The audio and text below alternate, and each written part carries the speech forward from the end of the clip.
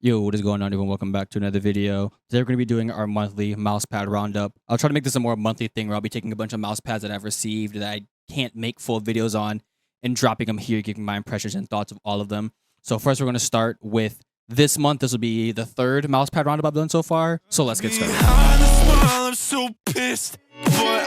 So first I want to start with here, probably the best mousepad I've received in the coming months.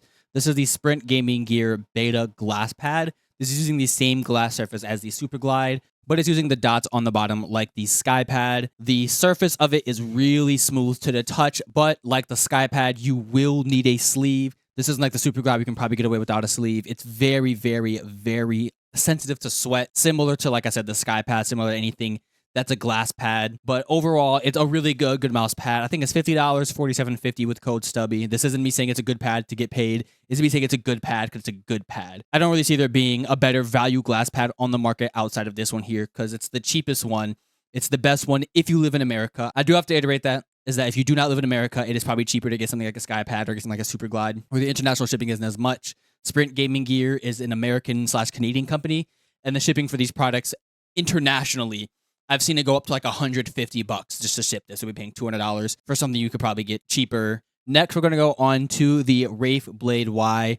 I've come to still not like this pad. I've tried to like this pad a lot, but it's literally just a plastic surface. It's a semi-hard, kind of like medium speed pad where it's relatively quick, but you're not getting as fast as a pad as a glass pad, or even a couple of cloth options that I've seen like the Raiden or the Shidenkai V2, where those are just much quicker than this.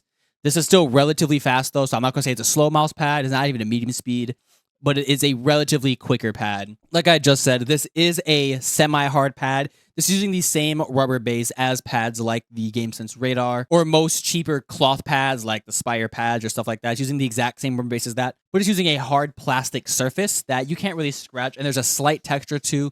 So when I use dot skates, I feel this really greeny, like kind of like wavy texture, and I don't like it. But this is probably my least used mouse pad to date ever. Like, I don't even think there's a mouse pad I've used less than this. I use the Quawar Neutron more than I use this mouse pad. So this is going to be a hard pass for me. I do not like it. I really can't recommend anyone to buy it personally, unless you really like plastic hard pads. Then I guess this would be a good option. But me personally, I can't recommend this to anybody to ever spend their money to get the Wraith Blade Y. Next, we're going to go on to probably the sleeper mousepad of the year. I think you can still buy these on Lethal Gaming Gear site and Puretrak site. This is the Puretrak P-51. This is probably like I said, the most slept on mousepad to date. I absolutely hated it when I first received it. It just wasn't good. Like that's all I gotta say about it. It just wasn't good for me. But after a little bit of use, I've kind of come around to it, and I can see where the hype around this mouse pad is. It's a smooth control pad around similar speed to the Zero, probably Zero Soft. It's using an alpha cell base, not Poron. It's very sticky and very hard to move. As you see, it's taking me a while to get it moving. The logo is stitched into the surface, which is a really big thing for me. Like I said, I play with mouse pads in different positions all the time, and this is a massive be able to just slap it on my desk anyway and call it a day. Also has under the surface stitching, very nice, tight, small stitching as well around the edges. It does come in 3 different colors, black, this blue, and an orange. And I really like the orange one, but they were completely out of stock. So we have the blue one here because I don't want another black mouse pad. But yeah, other than that, it's a relatively good pad. Like I said, it's a really control pad, same speed as a Zero, but it has a very nice dynamic glide where it's a little bit quicker, but still have that sensation of tugging where you know it's a control pad. It doesn't feel frictionless like a lot of glass options. And then the static friction is very low as well. It's kind of like a low initial but high dynamic, but this is more like a medium dynamic. Like I said, this is similar to a Zero in all ways, other than the surface texture and the base. Yeah, so this mousepad I can totally recommend to people if you're looking for that in the middle, balanced kind of speedier control pad, but you're not trying to go into that like speed, or that even like medium speed. Like even the Equate V2 is a relatively quick pad. You can pick it up on Lethal Gaming Gear site and Puretrak site. I believe it still is on stock on both of them. That's 100% a good pad. It's just not something I can see myself maining, but I do thoroughly enjoy using it.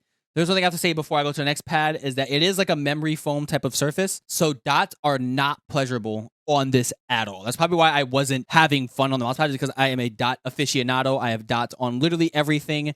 and dots are just not fun on the Puretrak P-51, unlike pad skates like here I have on the Np01s. Finally, we're going on to the worst mouse pad I've ever used, next to the Blade Y. This is awful. This is not good. This is terrible.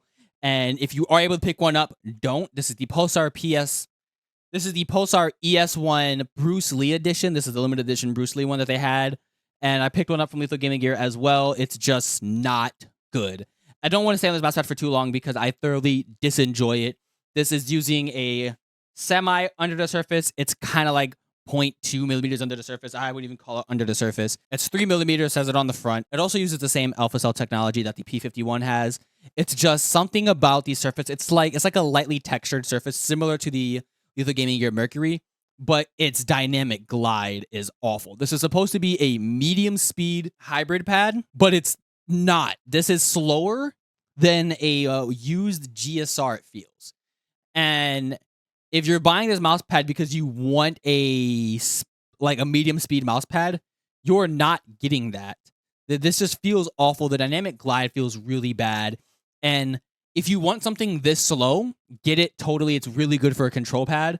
But I was expecting it to be a medium speed, more of a hybrid pad, and it's just not that. I hope you guys did enjoy this video. Like I said, I want to make this more of a monthly thing where because I get a lot of mouse pads in, and a lot of them I just don't see myself maining. So I just, if you guys wanted me to do this as a consistent monthly series, just let me know in the comments down below.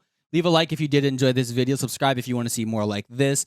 And check out my Twitter to see any updates I have. I did just get the Np01s, and we'll have a review coming out of this really soon alongside the Deluxe M800 and Felina S450. I hope you guys did enjoy. Like if you did, subscribe if you want to see more, and I will see you guys in the next one. 2 things I never seen is a fat nigga falling in love with food and eating things.